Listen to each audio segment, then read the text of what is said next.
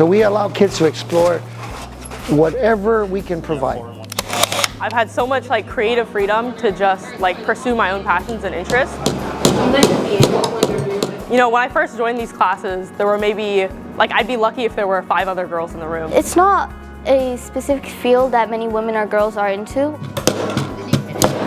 It was definitely hard when I was a freshman because I was kind of looking for that role model and I didn't really see any other like older girls in the manufacturing classes. My friends told me that it was very hands-on and I get to build stuff, make projects and then take it home, and I was just very intrigued by that. I am in this class because I always wanted to do like more hands-on stuff. It's definitely important because it teaches you other skills you might not learn just by like sitting and writing math problems and equations.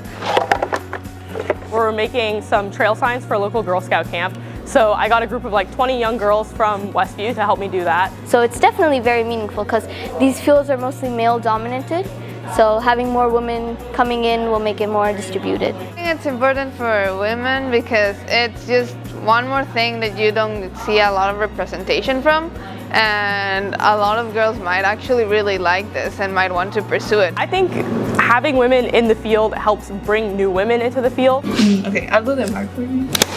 These type of courses in class can pull them in and get people like me interested in not only the computer part, but the aspect that you get to build, make projects, and like so much more. Like other young girls can see that it's really possible for them to do these kind of like higher level things. It's possible for them to like learn the math behind how these machines work. It's possible for them to learn how to code.